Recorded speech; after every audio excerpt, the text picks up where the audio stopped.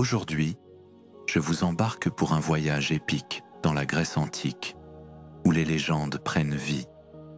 On va plonger dans 3 récits incroyables. Et on commence avec Thésée, prince d'Athènes, face au Minotaure, une créature de cauchemar née des péchés des hommes et des colères des dieux. Ces histoires ne seront pas des ballades tranquilles. Elles vont vous saisir, vous secouer, vous entraîner dans des labyrinthes, des batailles et des destins qui défient l'imagination. Alors, installez-vous. Laissez la lueur de vos écrans devenir celle des torches d'antan et préparez-vous. Cette aventure va vous couper le souffle. Si vous aimez les récits qui marquent, n'oubliez pas de liker cette vidéo et de vous abonner à la chaîne. On a encore 2 autres légendes à explorer après celle-ci. Imaginez une Grèce antique, vibrante et sauvage. Les collines d'Attique s'élèvent couronnées d'oliviers noueux, leurs feuilles argentées dansant sous le souffle de Zéphyr. Athènes, encore jeune, mais déjà fière, dresse ses murailles de pierre blonde face à la mer. Ses rues étroites bourdonnent d'activité.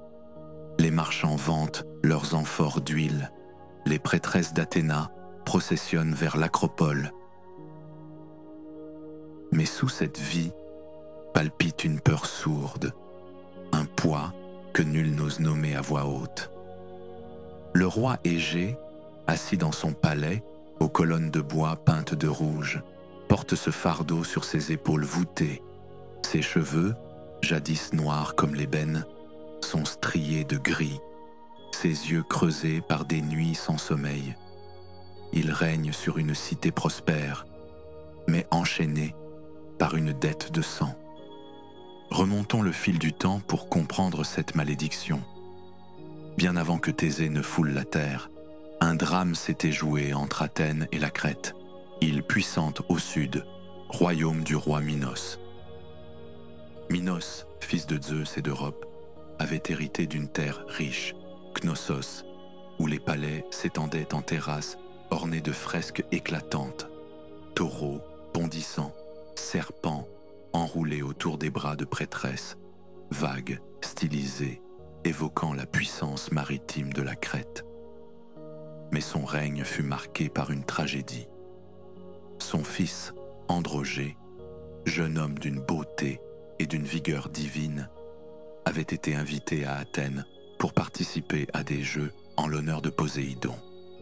Androgée domina chaque épreuve, course, lutte, lancer de disques, avec une aisance qui stupéfia les spectateurs. Mais la gloire attira l'envie.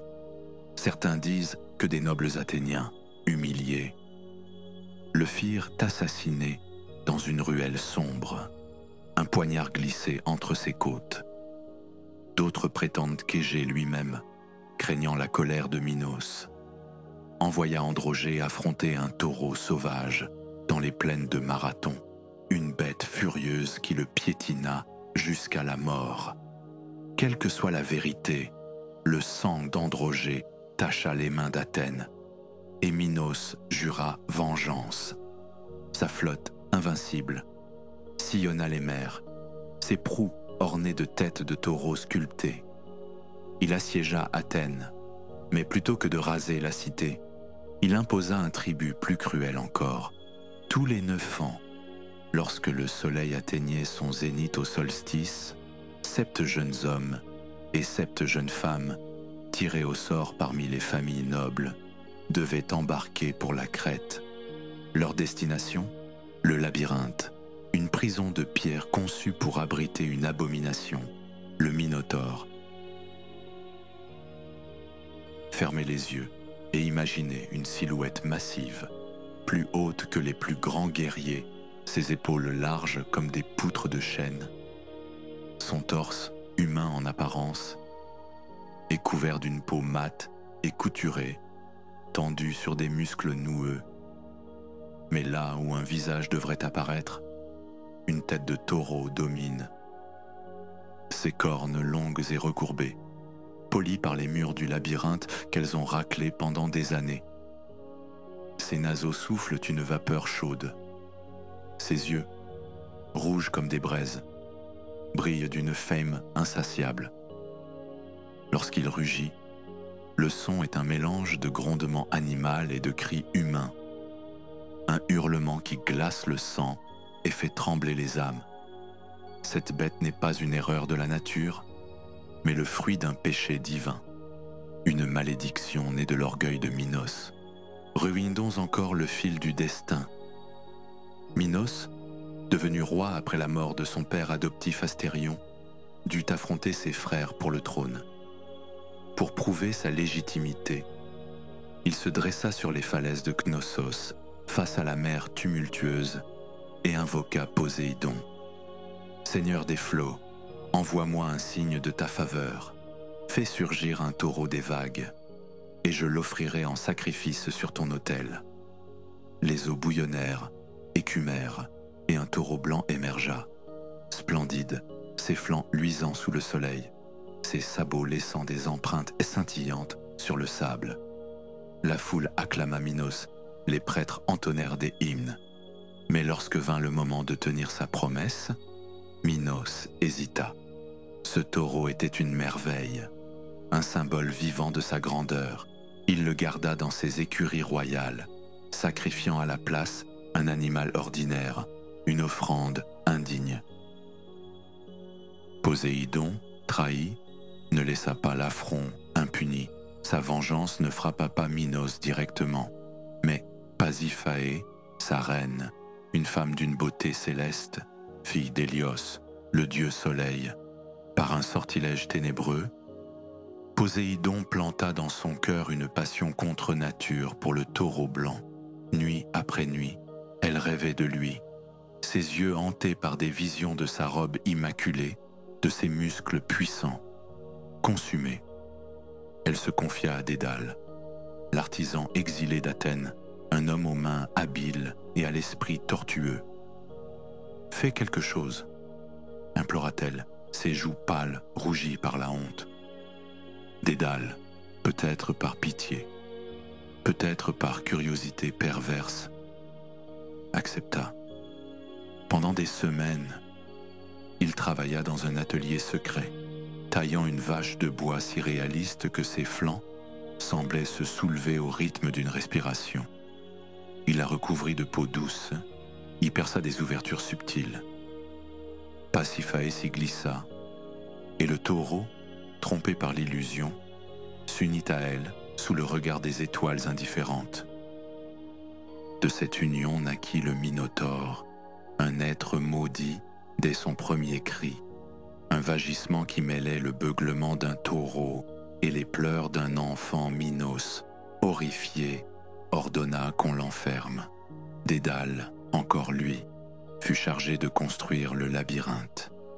Pendant des mois, des esclaves charrièrent des blocs de pierre taillés dans les carrières de Crète, tandis que Dédale traçait des plans insensés, des couloirs qui se croisent, se replient, montent en spirale. Le labyrinthe fut bâti sous le palais de Knossos, ses murs suintants d'humidité, ses profondeurs résonnant des grognements du monstre. 2 fois déjà, le tribut athénien avait nourri sa faim, les os des victimes jonchant ses corridors comme des offrandes oubliées. Revenons à Athènes. Des années plus tard, le 3e tribut approche et la cité est en proie à une terreur silencieuse. Les familles se terrent, les autels débordent d'offrandes pour apaiser les dieux. Égée, vieilli avant l'heure, erre dans son palais, ses conseillers impuissants à le consoler. Les noms des 14 victimes sont tirés dans l'agora, des fils de potiers, des filles de tisserands, des enfants dont les rires ne résonneront plus dans les ruelles. Les mères s'arrachent les cheveux, les pères serrent les poings. Mais ce jour-là, un jeune homme fend la foule, sa démarche assurée, son regard brûlant d'un feu intérieur. Thésée, fils d'Égée, n'est pas un inconnu. Son histoire commence à Trézène, une petite cité côtière où sa mère, Étra, l'éleva loin des intrigues d'Athènes. Égée, après une nuit d'amour avec Hétra, lui avait laissé un cadeau avant de repartir. Une épée aux pommeaux d'or et des sandales usées cachées sous un rocher massif. Thésée grandit, robuste, agile, ses muscles se forgeant au fil des travaux dans les champs et des jeux sur les plages de galets. À 16 ans, poussé par les récits de sa mère sur son père royal, il s'approcha du rocher. Les villageois le regardèrent, sceptiques, mais il banda ses forces, ses doigts, s'enfonçant dans la terre, et souleva la pierre comme si elle était de paille. L'épée brillait sous la poussière, les sandales semblaient l'appeler. « Je vais à Athènes », déclara-t-il à Hétra, qui pleura, mais ne le retint pas. Le voyage fut une épopée en soi.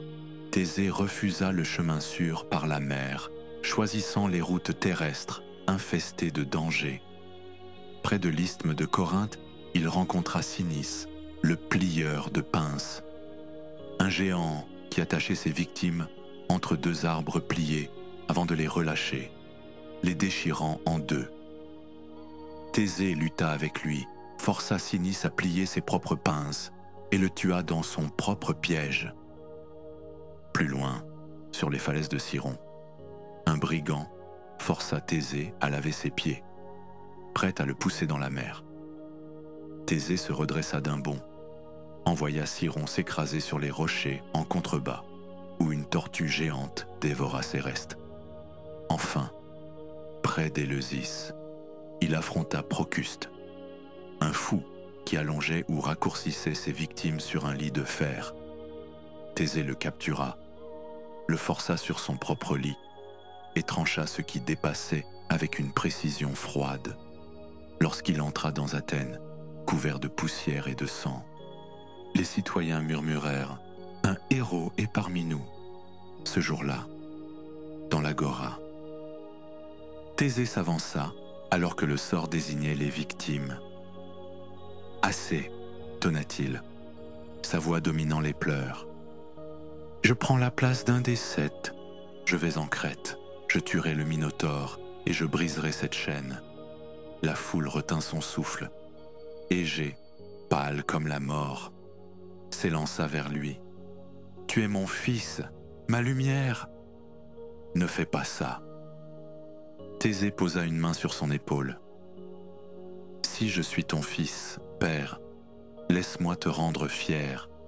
Cette malédiction doit cesser. » Les Athéniens, d'abord muets, éclatèrent en cris d'espoir et de peur mêlée. Les prêtres sacrifièrent un bélier à Athéna, implorant sa protection, tandis que le navire était préparé, ses voiles teintes d'un noir funèbre. Avant le départ, Égée entraîna Thésée à l'écart, sur une falaise surplombant le port du Pirée. Le vent salé fouettait leurs visages. « Si tu survis, mon fils, hisse des voiles blanches, à ton retour, chaque jour, je guetterai depuis cette hauteur. » Thésée hocha la tête, grave. « Je te le promets, père. » Puis il embarqua, rejoignant les 13 autres, des jeunes aux yeux hagards, certains pleurant, d'autres serrant des amulettes contre leur cœur. Le navire quitta le rivage sous les lamentations de la foule. Les vagues clapotaient contre la coque comme un chant funèbre. Le voyage dura des jours, les cieux s'assombrissaient. Zeus semblait retenir son souffle. Les jeunes captifs, blottis dans la cale, partageaient des bribes d'histoire. Phaédra, une fille aux cheveux d'or, parlait de sa mère Tisserande. Lycos, un garçon maigre, jurait de combattre aux côtés de Thésée. Le prince, lui, restait à la proue, l'épée de son père à la ceinture, scrutant l'horizon où la crête se dessinait peu à peu. Les marins, superstitieux, évitaient son regard, murmurant que nul ne revenait du labyrinthe. Enfin, ils accostèrent à Knossos. La ville était un spectacle saisissant. Des palais à plusieurs étages, leurs murs peints de scènes marines, des escaliers monumentaux menant à des cours où dansaient des acrobates sautant par-dessus des taureaux. Mais l'air était lourd, chargé d'une menace invisible. Minos les accueillit sur une terrasse surplombant la mer, assis sur un trône d'albâtre incrusté de coquillages. Sa barbe bouclée brillait d'huile, ses yeux perçants scrutaient les captifs. « Encore un troupeau pour ma bête », dit-il, sa voix mielleuse cachant une cruauté froide. Il s'arrêta sur Thésée, qui se tenait droit, les poings serrés. « Et toi, qui es-tu avec cet air de défi ?» « Thésée, fils d'Égée, » répondit le prince, le menton levé. Minos ricana. « Un prince athénien ? Le labyrinthe aime le sang noble. Tu hurleras comme les autres. » À l'aube, les portes du labyrinthe s'ouvrirent dans un grincement sinistre. Les murs, hauts de 10 mètres, étaient gravés de motifs spiralés, vestiges d'un art oublié. Thésée attacha le fil à un anneau rouillé près de l'entrée, puis guida les captifs à l'intérieur. L'obscurité les engloutit. L'air était froid, saturé d'une odeur de moisie et de mort. Les couloirs, étroits par endroits, s'élargissaient parfois en salles vides, puis bifurquaient sans logique.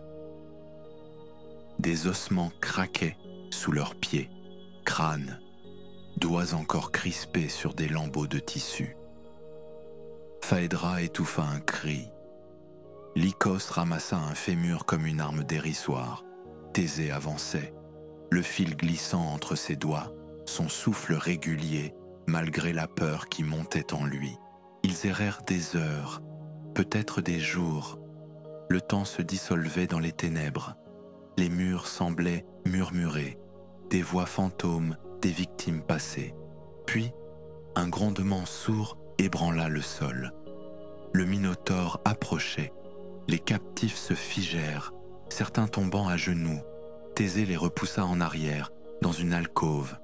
« Restez ici », ordonna-t-il, avant de s'avancer, seul, l'épée dégainée.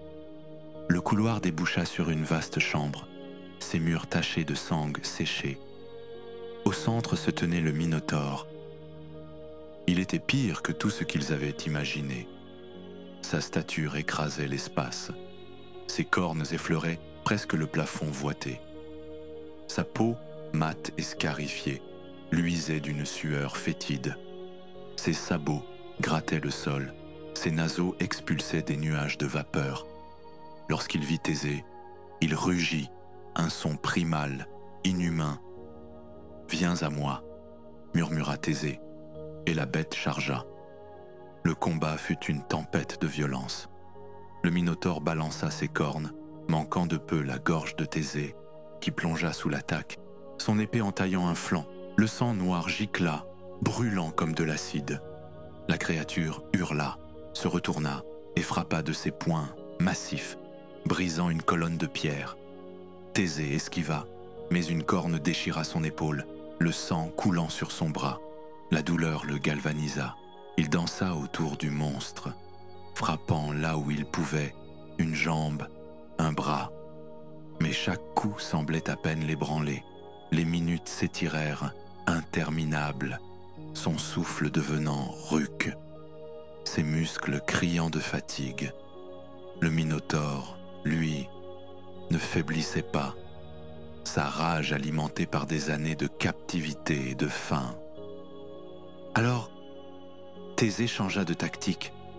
Il remarqua que la bête, dans sa fureur, chargeait aveuglément. Il recula vers un mur étroit, feignant la faiblesse, trébuchant comme s'il allait s'effondrer. Le Minotaure, triomphant, fonça, cornes baissées, au dernier instant. Thésée roula sur le côté, et la créature s'écrasa contre la pierre, ses cornes s'enfonçant dans le mur. Étourdi, il tituba. Thésée bondit et enfonça son épée dans la nuque, tournant la lame jusqu'à ce que le monstre s'effondre, son dernier rugissement s'éteignant dans un gargouillis. Le silence revint. oppressant. Thésée, pantelant, tituba vers les captifs. « C'est fini », souffla-t-il. Le fil d'Ariane les guida hors du labyrinthe, un parcours ardu à travers les méandres, jusqu'à ce que la lumière du jour les éblouisse. Ariane les attendait, ses mains tremblantes. Sans un mot, ils coururent au port, s'emparèrent de leur navire et prirent la mer alors que les corps de Knossos sonnaient l'alarme. Le retour fut chaotique. Les vents hurlaient, les vagues menaçaient de briser la coque. À Naxos, ils firent escale, épuisés. Là, sous un ciel étoilé, Thésée prit une décision qui le hantrait. Il abandonna Ariane sur la plage, peut-être par ordre d'Athéna dans un rêve, peut-être par crainte de Minos. Elle se réveilla seule, hurlant son nom, jusqu'à ce que Dionysos, descendu dans un char de vigne, la réclame comme épouse divine, transformant sa douleur en extase éternelle. Le navire approcha d'Athènes, mais une tragédie finale frappa. Dans l'euphorie, Thésée oublia de hisser les voiles blanches. Égée, guettant depuis sa falaise, vit le noir à l'horizon. Brisé, il se jeta dans la mer, qui prit son nom.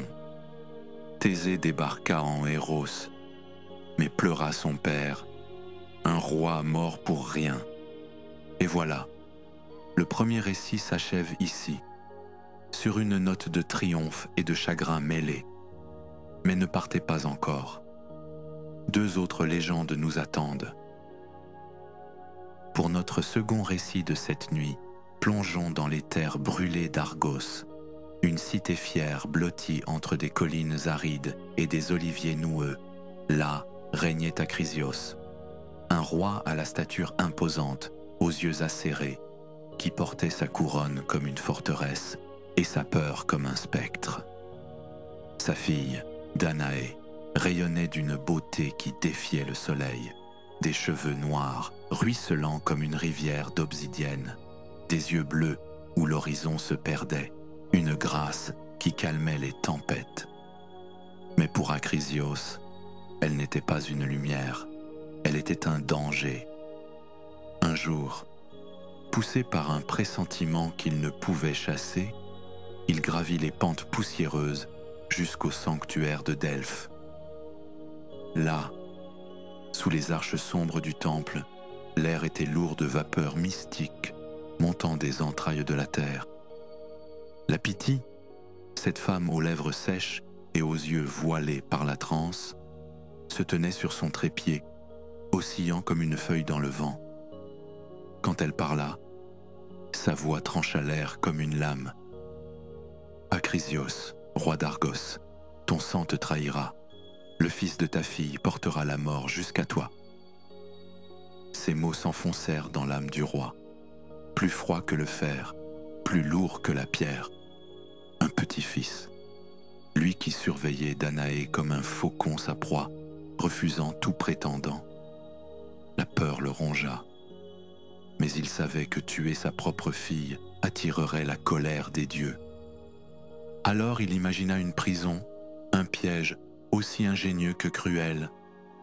Il ordonna aux forgerons d'Argos, ces hommes aux mains calleuses et au visage noirci par la suie, de construire une tour d'airain, haute, lisse, sans porte ni fenêtre. Elle s'éleva sur la colline la plus escarpée de la cité, brillant sous le soleil, comme une lame dressée contre le ciel. Les marteaux résonnaient jour et nuit, un chant monotone et funèbre, jusqu'à ce que l'ouvrage soit achevé. Danaé y fut conduite, enchaînée dans cette cage de métal avec quelques servantes au regard triste. Ses jours désormais réduits au murmure du vent contre les parois et à la lueur pâle qui filtrait par les fissures, elle aurait pu y mourir, oubliée, une beauté perdue dans l'ombre si les dieux n'avaient pas levé les yeux vers elle. Car Zeus, maître de l'Olympe, roi des cieux aux éclairs dans les mains, observait depuis son trône de nuages. Il vit Danaé, seul dans sa tour, et son cœur, ou peut-être son désir, s'éveilla. Une nuit, alors que la pluie martelait le toit d'airain et que le tonnerre grondait comme un rire divin, il se transforma, pas en homme, non, mais en une pluie d'or, un flot de lumière liquide qui scintilla dans l'obscurité. Les gouttes traversèrent le métal, glissant par les interstices jusqu'à atteindre la chambre de Danaé. Elle sentit une chaleur étrange, une présence qui n'était pas de ce monde, et dans un éclat silencieux, Zeus s'unit à elle. 9 mois plus tard, dans cette prison où aucun homme n'avait jamais pénétré, elle mit au monde un fils. Elle le nomma Persée, un nom doux et tranchant à la fois, comme une promesse ou une menace. Celui qui détruit.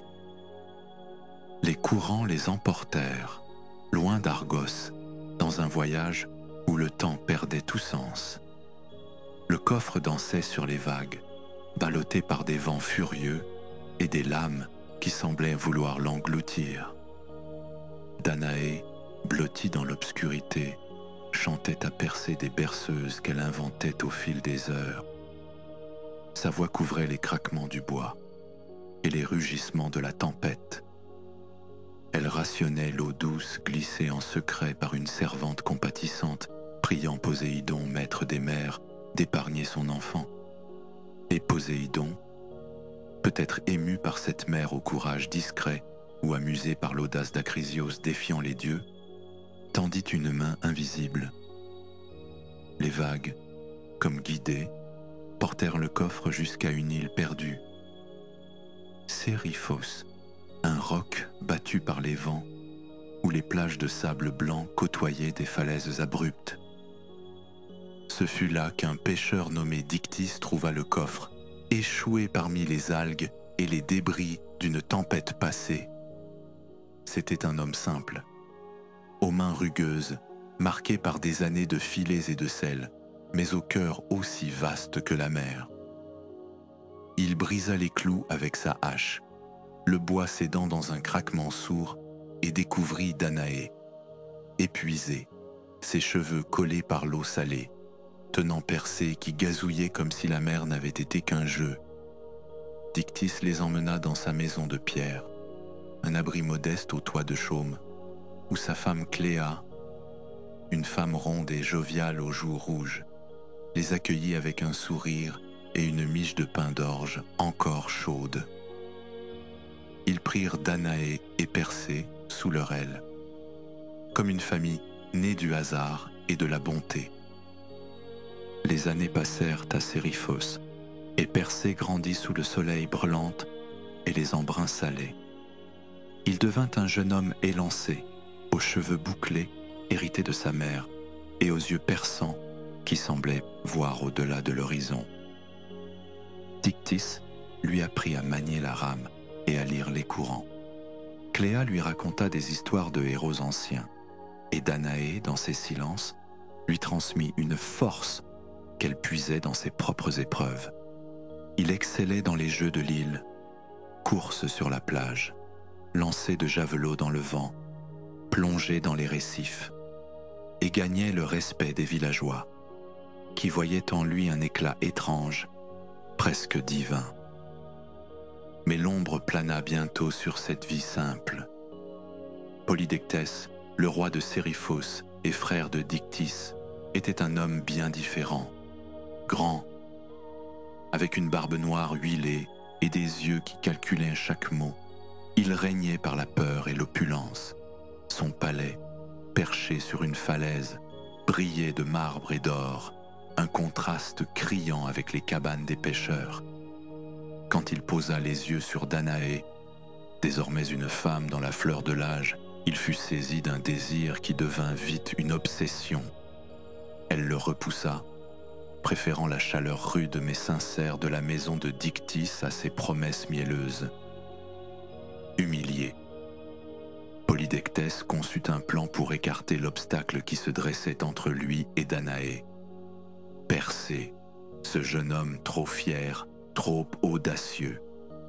Il organisa un banquet dans son palais, Une fête somptueuse où les tables ployaient sous le poids des poissons rôtis, des figues sucrées et des jarres de vin rouge comme le sang. Les invités, des nobles et des guerriers, riaient sous les torches vacillantes. Polydectès, drapé d'une tunique pourpre, annonça qu'il épouserait bientôt une princesse étrangère. Un mensonge, bien sûr, et demanda à chaque homme d'apporter un cadeau digne de cette union. Persée, poussé par la fougue de sa jeunesse et l'orgueil d'un fils de Zeus, se leva.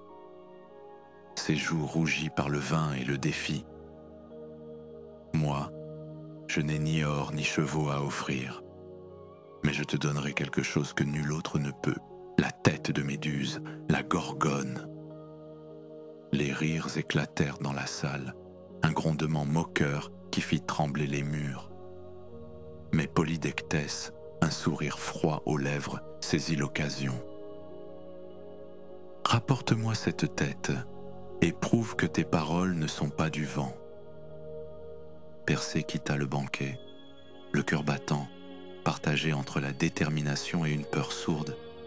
Méduse, une créature dont les yeux changeaient, les hommes en pierre, dont les cheveux étaient des serpents vivants, une abomination née des malédictions divines, il n'avait ni arme, ni plan, seulement sa volonté. Cette nuit-là, il marcha jusqu'à la plage, les vagues léchant ses pieds nus, et leva les yeux vers les étoiles. « Si je suis vraiment ton fils, Zeus, guide-moi, murmura-t-il. Le vent se tut, et deux silhouettes apparurent dans un éclat de lumière divine. Athéna, grande et majestueuse, ses cheveux tressés sous un casque d'or, s'avança. Ses yeux gris brillaient d'une intelligence froide. Elle tendit un bouclier poli, si clair qu'il reflétait les étoiles comme un miroir. Regarde son reflet, Persée. Jamais ses yeux, dit-elle, sa voix résonnant comme un ordre. Puis Hermès, agile et rieur, les sandales ailées battant l'air, s'approcha avec un sourire malicieux. Il lui offrit une épée courbe, légère comme une plume, mais capable de trancher le fer. « Frappe vite, fils de Zeus !» lança-t-il avant de s'évanouir dans un éclat de rire. Guidé par leurs mots, Persée partit vers le nord. Là où les nymphes du Styx, gardiennes des objets sacrés, vivaient dans une grotte cachée par des brumes épaisses. Le voyage fut long, à travers des forêts de pins où les loups hurlaient, des marais où la boue aspirait les pas et des montagnes où le vent mordait la peau.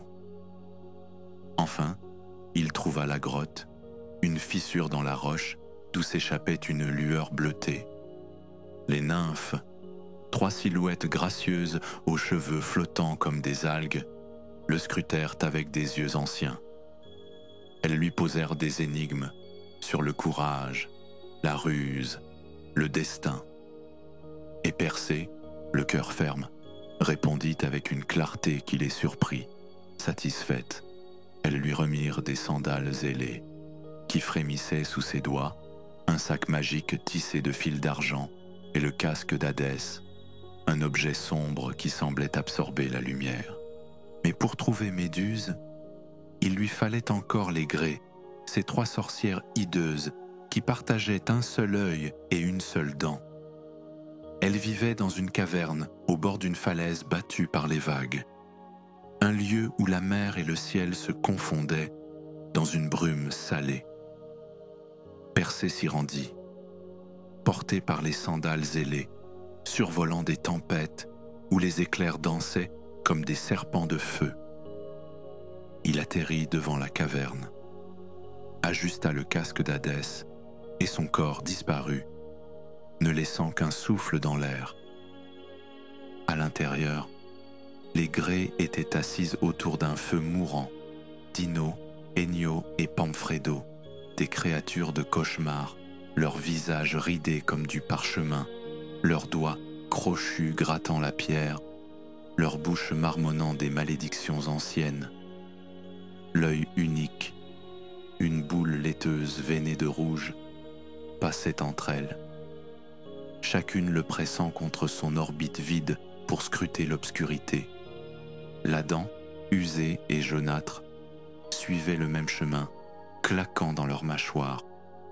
Elles se disputaient, leur voix rauque emplissant la caverne. « Tu l'as trop gardé?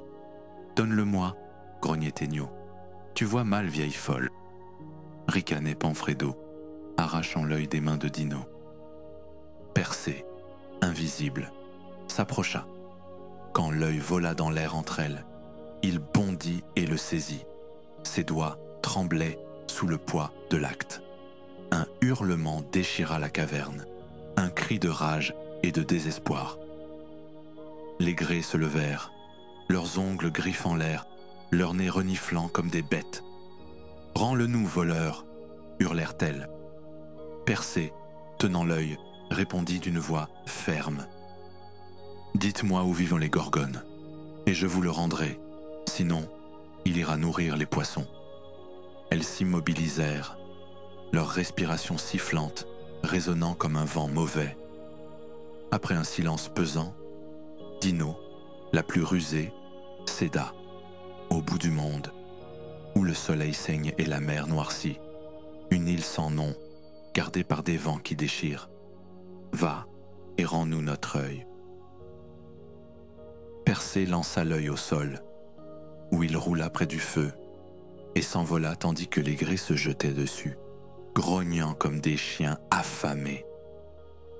Le voyage vers l'île des Gorgones fut une épreuve d'endurance et de volonté.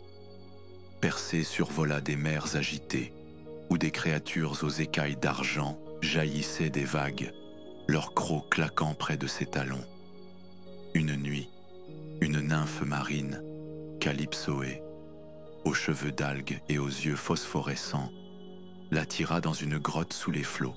« Reste avec moi, mortel, oublie ta quête. » murmura-t-elle, sa voix douce comme une marée montante.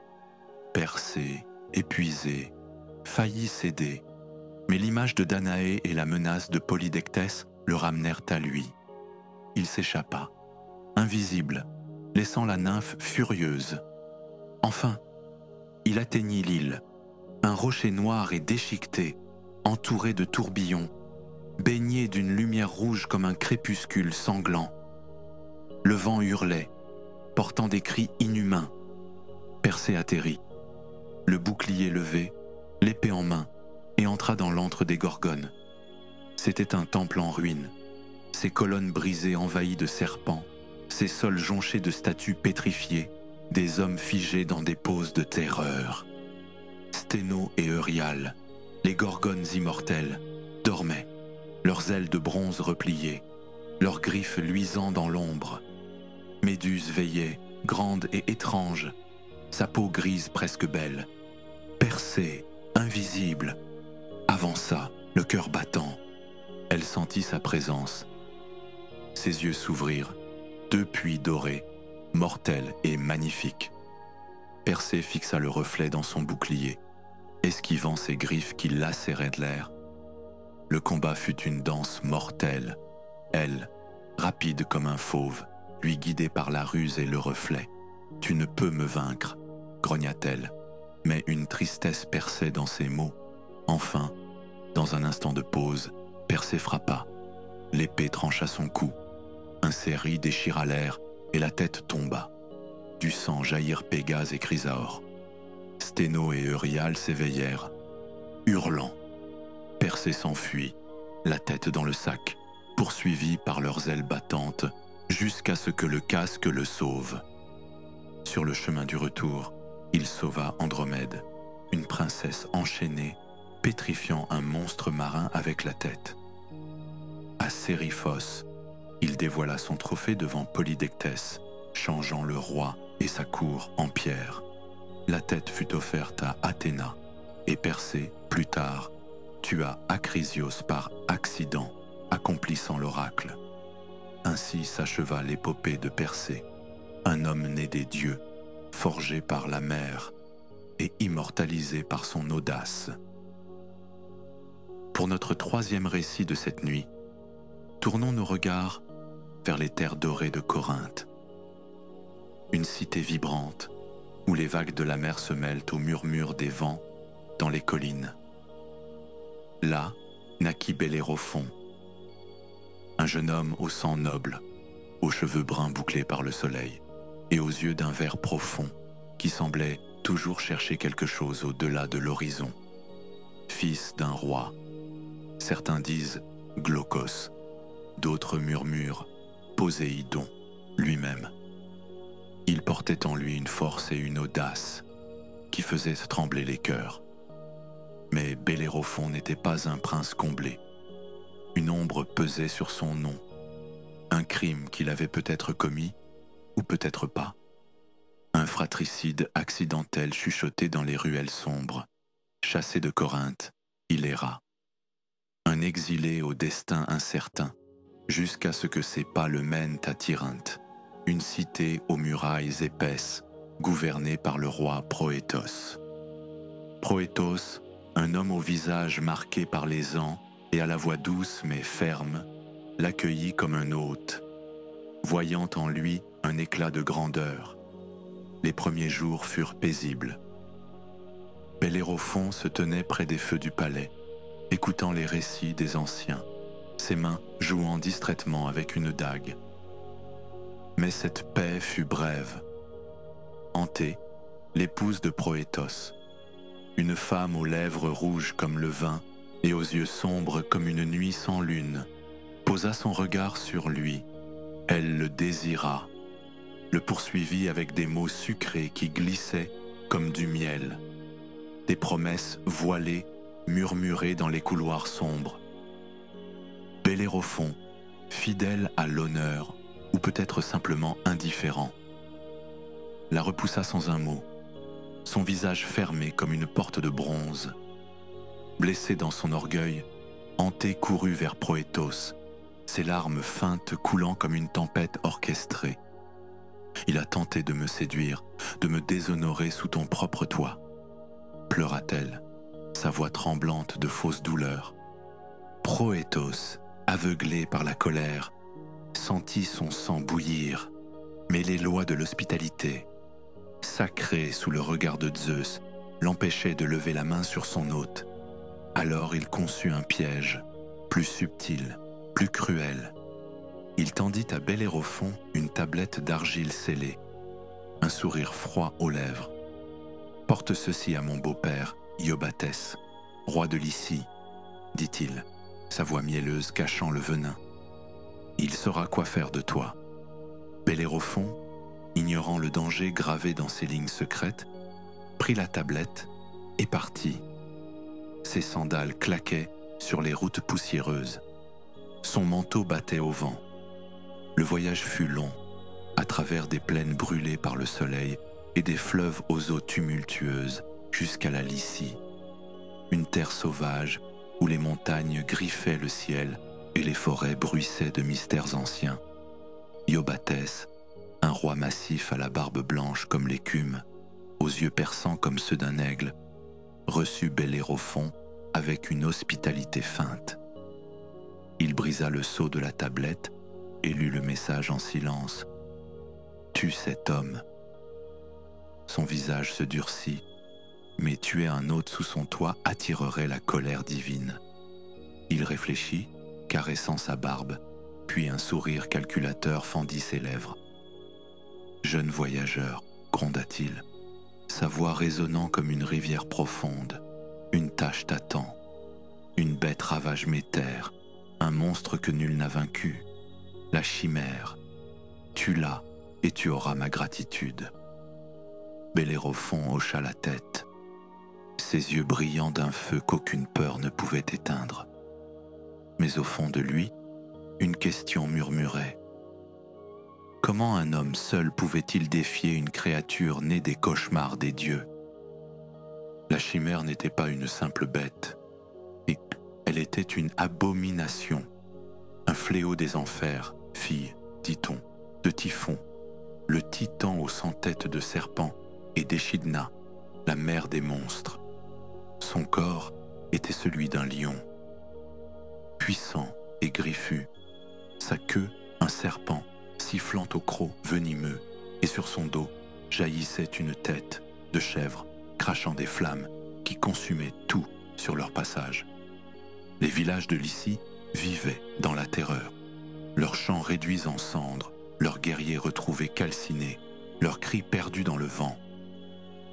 Bellérophon, seul avec son épée et sa détermination, marcha vers les collines où la chimère rôdait, ses pas lourds mais résolus. Cette nuit-là, sous un ciel criblé d'étoiles, il s'agenouilla près d'un ruisseau, l'eau froide coulant entre ses doigts.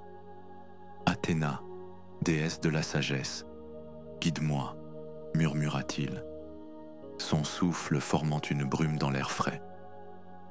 Le vent se tut, et une silhouette apparut dans un éclat argenté. Athéna, grande et majestueuse, son armure scintillant comme la lune, ses yeux gris perçants fixés sur lui. « Tu n'es pas seul, Bellérophon, » dit-elle, sa voix claire comme le son d'une cloche. Elle tendit une bride d'or, légère mais brillante, un objet forgé par les mains divines. « Cherche Pégase, le cheval ailé né du sang de Méduse. Avec lui, tu triompheras. » Puis elle disparut, laissant la bride dans ses mains tremblantes. Bellérophon trouva Pégase près d'une source sacrée, là où l'eau jaillissait pure et claire des rochers. Le cheval était une vision, blanc comme la neige fraîche, ses ailes immenses battant l'air avec une grâce sauvage, ses yeux noirs brillant d'une intelligence presque humaine. Mais Pégase n'était pas un animal docile. Il rua. Ses sabots frappèrent à la terre, ses ailes soulevant des tourbillons de poussière. Bellérophon s'approcha, la bride d'or à la main, esquivant les coups, murmurant des mots doux appris dans son enfance à Corinthe. Enfin, dans un moment de confiance ou de fatigue, Pégase baissa la tête, et Bellérophon passa la bride autour de son cou. Une connexion s'établit, un lien silencieux entre l'homme et la bête, et Bellérophon monta sur son dos, sentant la puissance des ailes sous lui, alors qu'il s'élevait dans le ciel. Le combat contre la chimère fut une danse de feu et de fer. Bellérophon plana au-dessus des collines, Pégase esquivant les flammes qui jaillissaient de la gueule de la chèvre. La queue serpent siffla, tentant de frapper, mais Pégase plongea, rapide comme le vent. Bellérophon, une lance à la main, visa avec précision. Il plongea l'arme dans la gorge du monstre, là où les flammes naissaient, étouffant le feu dans un rugissement guttural. La chimère s'effondra, son sang noir tachant la terre, ses griffes labourant le sol dans un dernier spasme. Bellérophon atterrit, haletant, tandis que Pégase piaffait à ses côtés, victorieux.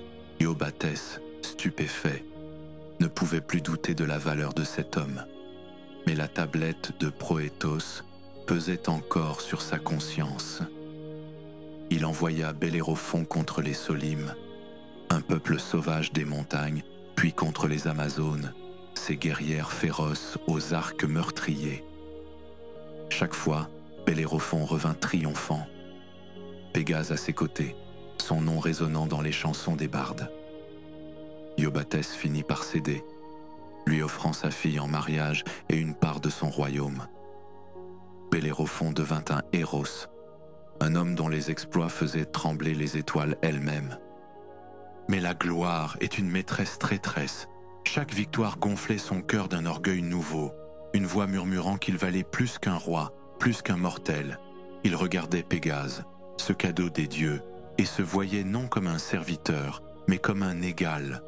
Une nuit, sous un ciel clair, il monta sur le cheval ailé et déclara, sa voix tranchante comme une lame, « Emmène-moi à l'Olympe, Pégase, je mérite de siéger parmi les dieux. » Pégase hésita, ses oreilles frémissant, mais obéit, ses ailes battant l'air alors qu'il s'élevait toujours plus haut.